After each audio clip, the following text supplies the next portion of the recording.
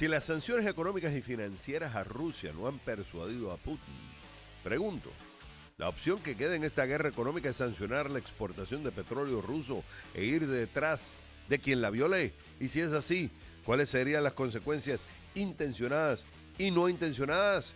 Lo analizamos.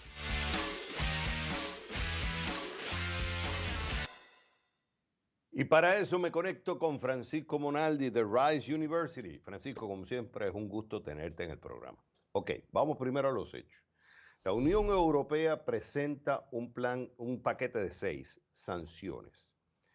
Las tres de ellas son financiera económica. Por ejemplo, ponerle sanciones al banco más importante ruso, el Sberbank. El tema de servicios que se ofrecen de Europa a Rusia, como por ejemplo el tema contable, médico, aquí se hablaría del tema de seguro, de los vessels. Y el tercero, y el que nos vamos a enfocar, es el tema de un embargo a la importación de petróleo, gas y productos refinados provenientes de Rusia. Esto está en discusión. Vamos a dividir nuestra conversación en 3 partes. El efecto en Europa, si se aplican estas sanciones. Segundo, el efecto en Rusia. Y tercero, el efecto global. Vamos primero por el europeo. ¿Qué efecto pudiera tener esto? Claramente un escalamiento, pero ¿qué efecto económico pudiera tener estas sanciones en Europa? Sí, mira, es un efecto muy significativo porque el 40% del gas que importa Europa viene de Rusia. En el caso del petróleo es más fácil de importar porque ellos tienen la posibilidad de importarlo por barco, pero el gas es un combustible que la mayor parte va por gasducto. Entonces, para Europa va a ser bastante difícil porque los otros proveedores habituales de Europa, como Noruega o Argelia, no pueden incrementar significativamente sus exportaciones de gas. Entonces lo que va quedando es el gas natural licuado viniendo de Estados Unidos o de Qatar a precios mucho más elevados. Entonces se estima que que esto le puede costar a Europa algo así como 7 veces más de lo que mientras, digamos, en un año normal tenían que pagar 10 a 15 mil millones de dólares por importar el gas ruso, van a tener que gastar 7 veces más que eso, y eso dentro de una situación que ya estaba provocando signos de recesión en Europa por los costos tan elevados de la energía. Entonces, es un problema realmente muy significativo para Europa y ellos tienen un plan para en 5 años no tener que usar más gas ruso, pero en el corto plazo va a ser bien difícil y bien costoso. Claro, hay una división interna. Países grandes, por ejemplo, Alemania, están mostrando más interés en hacerlo. Hay otros países más pequeños que dependen también de la exportación, o sea, de la importación de gas y petróleo ruso, que se están oponiendo. Por eso se habla de implementarlo en un proceso de tiempo. Ahora, en el caso de Europa, mira, del caso de Rusia, estuve sacando esta estadística de Lina Rybakova. Ella es economista del Instituto of International Finance y ha hecho un análisis muy interesante.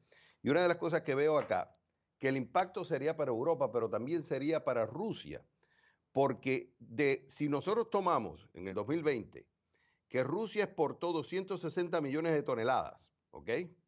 De petróleo, vamos a hablar del caso de petróleo, 138 millones de toneladas van hacia Europa, 83 van hacia China y lo demás va a otros países.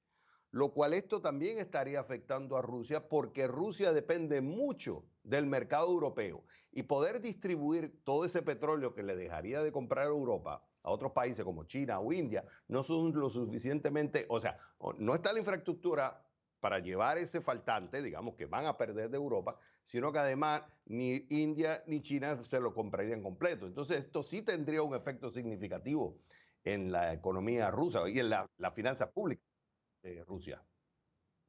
Sin duda, en este momento Europa le está mandando más de 700 millones de dólares diarios a Rusia para comprarle petróleo y gas.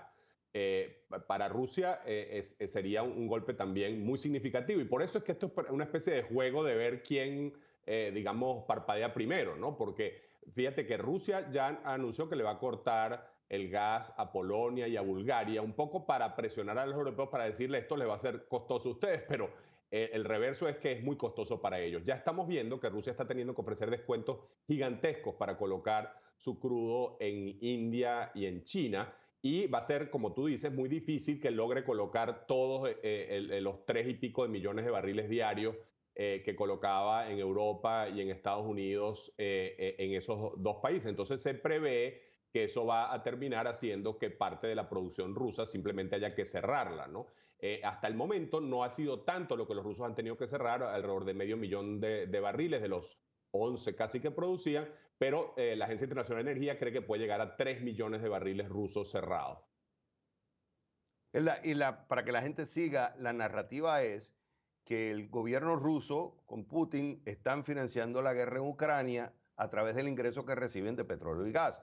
Por eso es que Europa dice, para poder de alguna forma persuadir a Putin que siga con la guerra, es cortarle el ingreso que está recibiendo, especialmente de petróleo. Ahora, por último, y me queda minuto y medio, el efecto global.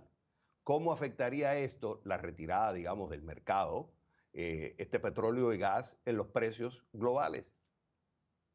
Sí, esto generaría precios aún más altos tanto en el mercado de gas natural licuado, que afectaría, por ejemplo, a países asiáticos como China y Japón, cuando se traten de, además de redirigir esos recursos. Estados Unidos va a hacer una presión muy fuerte para que los productores de Estados Unidos suplan Europa, y lo mismo para que Qatar y otros aliados de Estados Unidos suplan Europa, y eso significa que no suplan a Asia, y los precios del gas natural licuado en Asia van a subir muchísimo. El precio del petróleo, que hasta ahora interesantemente no había subido tanto, había sido muy volátil y subió temporalmente, pero había vuelto a niveles similares a lo que teníamos antes de la guerra, puede incrementarse también de manera sustancial, porque la disrupción del crudo ruso puede llegar a representar 3% del mercado mundial, ¿no? Y eso tomará tiempo, y dependiendo de qué haga Arabia Saudita, qué haga los Emiratos Árabes y las negociaciones, por ejemplo, con Irán, de eso dependerá si ese crudo ruso puede ser cubierto por otros países productores de petróleo. Francisco Monaldi, como siempre, es un gusto tenerte en el programa. Encantado.